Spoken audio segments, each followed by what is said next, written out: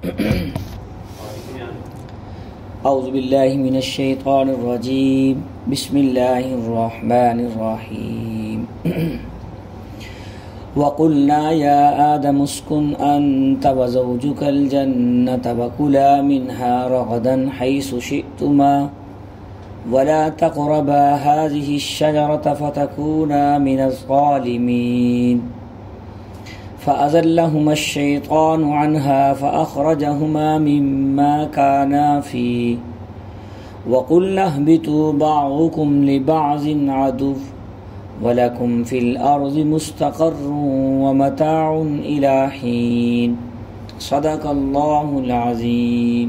وَقُلْنَا يَا آدَمُ اسْكُنْ، ہم نے کہا اور ہم نے کہا اے آدم رہیے آپ اور آپ کی زوجہ بیوی جنت میں، وَكُلَا مِنْهَا رَغَدًا حَيْثُ شِئْتُمَا، جو دل کرے اس میں سے کھائیں، وَلَا تَقْرَبَا هَٰذِهِ الشَّجَرَةَ، اور نہیں قریب جانا، نہ قریب جانا اس درخت کے، فَتَكُونَا مِنَ الظَّالِمِينَ، پس ہوگے وہ ظالمین میں سے ہو گئے آپ۔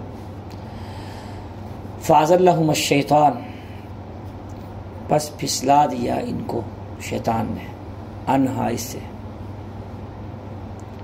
فَأَخْرَجَهُمَا مِمَّا كَانَا فِيهِ، پس نکال دیا ان کو اس کیفیت سے جس میں وہ تھے، اس حالت میں جس میں وہ تھے۔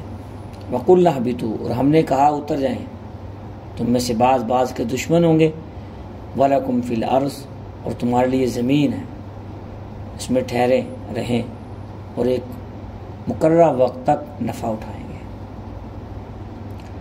یہ مذاکرہ چل رہا ہے آدم علیہ السلام کا، شیطان کا، اور اسی حوالے سے اللہ تعالیٰ کا، جو اللہ تعالیٰ نے آدم علیہ السلام کو تخلیق فرمائی، پھر خلیفہ بنایا، اس کے بعد پوری نوع انسانیت کو مخاطب ہے۔ تو یہاں پہ ویسے 16ویں پارے میں سورۃ طٰہٰ میں بڑی تفصیل ہے اس کی۔ تو یہاں اللہ پاک فرما رہے ہیں کہ ہم نے آدم علیہ السلام کو تخلیق کے بعد، پیدا کرنے کے بعد جنت میں رہائش دے دی، باغات دیے، ہر طرح کی نعمتیں دی، بغیر مشقت اور محنت کے ہر طرح کی وہاں پہ نعمتیں استعمال کرنی شروع۔ تو ہم نے کھلا کہہ دیا آدم آپ اور آپ کی بیوی جو چاہیں اس میں سے کھائیں، بس اس درخت کے قریب نہیں جانا۔ یہ درخت کون سا تھا؟ اصل بات اور راجح قول یہی ہے کہ اس کا علم اللہ تعالیٰ کو ہی ہے، رسول اکرم صلی اللہ علیہ وسلم کی کوئی روایت اس بارے میں موجود نہیں ہے۔ جو مفسرین نے لکھا ہے کہ گندم کا درخت تھا، انگور کا تھا، بعض نے کہا انجیر کا تھا، یہ راجح قول نہیں ہے۔ راجح قول یہ ہے کہ اللہ تعالیٰ کے، جس طرح اللہ تعالیٰ نے یہاں پہ تفصیل بیان نہیں فرمائی کہ کون سا درخت تھا، کس کیفیت کا تھا، کیا ذائقہ تھا، کیا ترتیب تھی اس کی، یہ اللہ تعالیٰ کا علم ہے۔ تو اس پہ خاموشی ہی اختیار کرنی چاہیے، اپنی قیاس آرائیاں اس پہ نہیں کرنی چاہیے۔ تو آدم علیہ السلام بڑے ہنسی خوشی رہ رہے تھے دونوں میاں بیوی، تو بس وہ اس درخت کے قریب چلے گئے تو ہو گئے ظالمین میں سے۔ جنت میں انسان جیسے جنت میں پیدا ہوا اور جنت میں جس کا گھر ہے، مسکن ہے، اگر ہم اللہ تعالیٰ کی مانیں گے، دیکھیں یہاں ایک غلطی ہوئی ہے، جنت سے نکال دیے گئے، ہم دنیا میں کتنی غلطیاں کرتے ہیں۔ اگر تو ہم اللہ تعالیٰ کی بات کو مانیں گے، حکموں کو مانیں گے، اور یہ غلطی بھی ایسی غلطی نہیں تھی کہ جان بوجھ کے کی ہے، اللہ تعالیٰ نے منع کیا ہے، کوئی حکم واضح آ گیا اور جا کے انہوں نے کھا لیا، درخت کو استعمال کر لیا، یہ جان بوجھ کی غلطی نہیں ہوئی، بلکہ شیطان نے ان کے دل میں وسوسہ ڈالا، دھوکہ کیا ان کے ساتھ، ان کو لالچ دی، یا ان کو کہ تم ہمیشہ جنت میں رہو گے، یا ان کو غلط بیانی ان کے ساتھ کی، غلط وسوسے ڈالے۔ تو غلطی میں یہ غلطی ہوئی ہے ان کی، تو اس کا وہ حکم اس لیول کا نہیں ہوتا۔ اگر غلطی سے غلطی ہو جائے نا، پتہ نہ ہو بندے کو، تو دیکھیں، لیکن اللہ تعالیٰ نے اس کو ظلم کا لفظ استعمال فرمایا، فَتَكُونَا مِنَ الظَّالِمِينَ۔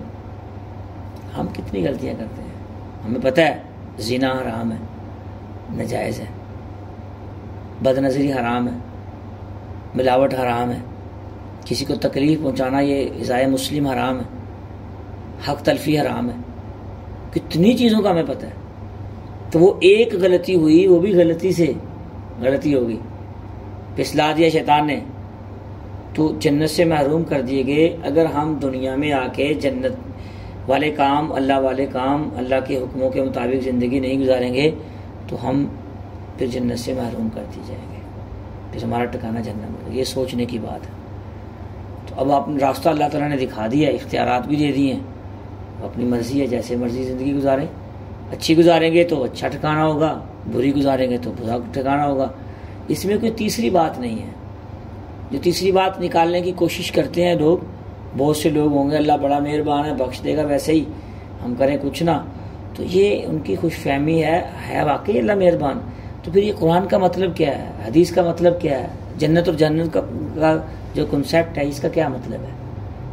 اگر کرنی ہی مرضی ہے، زندگی مرضی سے گزارنی ہے، خواہشات اور نفس کے مطابق اور شیطان کے مطابق زندگی گزارنی ہے، تو مہربانی واقعی اللہ مہربان ہے. اللہ کن پہ مہربان ہے؟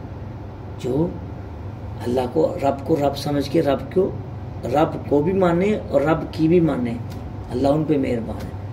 ان کی معافی ہے، اگر غلطی ہو جائے تو اس کی معافی ہے. یہ تو نہیں نا غلطی کرتے رہو شیطان کی طرح مرضی کے مطابق زندگی گزارتے رہو، بعد میں کو اللہ بڑا مہربان ہے پھر بھی اسی غلطی میں لگے رہو. یہ شیطانی چکر ہے سارے. قرآن پڑھ کے دیکھیں، وما یستوی الاعمی والبصیر والذین آمنوا وعملوا الصالحات والمسیح قلیلا ما تذکرون. اچھے کام کرنے والا برے کام کرنے والا یہ برابر ہو سکتے ہیں؟ نہیں ہو سکتے. یہ یہاں بھی اللہ پاک فرما رہے ہیں اللہ مہربان تو ہے، تو اللہ مہربان نہیں یہاں پہ کیا؟ نبی اکرم صلی اللہ علیہ وسلم سے زیادہ کون جانتا تھا اللہ بڑا مہربان ہے؟ لیکن اللہ کے نبی نے کبھی نماز چھوڑی ہے؟ کبھی کوئی اللہ کے حکموں کے مطابق کے بغیر کوئی زندگی میں کوئی کام کیا ہے؟ اللہ کے نبی سے زیادہ کون جانتا تھا اللہ بڑا مہربان ہے؟ تو بھائیو دوستو، اللہ واقعی مہربان ہے، لیکن مہربانی والے کام بھی تو کریں ہم. تو امید اچھی رکھنی چاہیے، لیکن اس کا مطلب یہ نہیں ہے کہ زندگی اپنی مرضی کی گزاریں اور امید خالی امید پہ بیٹھے رہیں بس. جیسے ہم دنیا کے کاموں میں امید نہیں رکھتے، خالی کوشش کرتے ہیں، پھر اس کا رزلٹ اللہ تعالیٰ پہ چھوڑ دیتے ہیں. تو دین کے کاموں میں بھی کوشش کرنی چاہیے انسان کو، پھر اس کا ثواب، اس کی قبولیت یہ اللہ پہ چھوڑ کے پھر اللہ بڑا مہربان ہے اس پہ کرنا چاہیے انسان. یہ ظالم کا لفظ کیوں استعمال فرمایا ویسے اللہ تعالیٰ نے؟ یہ بہت بڑی حق تلفی ہوئی ہے. جب انسان گناہ کرتا ہے نا یا کوئی کام کرتا ہے تو وہ 3 حق تلفیاں کرتا ہے بڑی. نمبر 1 اللہ تعالیٰ کی نافرمانی کرتا ہے، کتنی بڑی حق تلفی ہوگی. نمبر 2 جس کام کو اللہ نے صحیح پیدا کیا ہے اس کو غلط استعمال کرتا ہے اس چیز کو، تو یہ بھی حق تلفی ہوگی. اور تیسرے نمبر پہ اپنے ساتھ ظلم کر رہا ہوتا ہے. اب یہ اللہ نے ہمیں آزاد دی ہے نا، یہ صحیح استعمال کے لیے دی ہے، غلط استعمال کے لیے نہیں دی. تو اپنے وجود کے ساتھ یہ ظلم کر رہا ہوتا ہے، حق تلفی کر رہا ہوتا ہے اس کی. انسان کی آنکھ کا حق تو یہ کہ صحیح دیکھے، تو غلط دیکھ لیا یہ حق تلفی کر رہا ہے، حق میں خیانت کر رہا ہے. ہوگی تو معافی مانگ لے.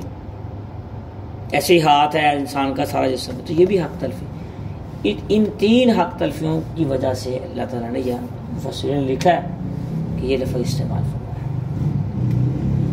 مما کان فیہ، یہاں پہ جو اللہ تعالیٰ نے ارشاد فرمایا کہ اس میں جو مرضی کھاؤ، مشقت بھی نہیں ہے اور جو چاہو.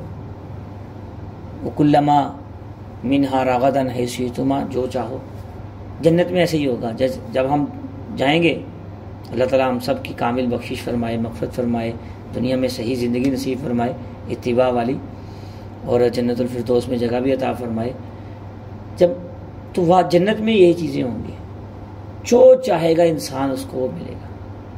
جیسے ہمارے جد امجد کے لیے تھی چیزیں، ایسے ہی جو ان کی اولاد ہے ان میں سے جو نیک اولاد ہے ان کے لیے وہاں پہ اللہ تعالیٰ کی ایسی ہی نعمتیں ہوں گی جو لا زوال ہوں گی اور ہمیشہ کے لیے ہوں گی.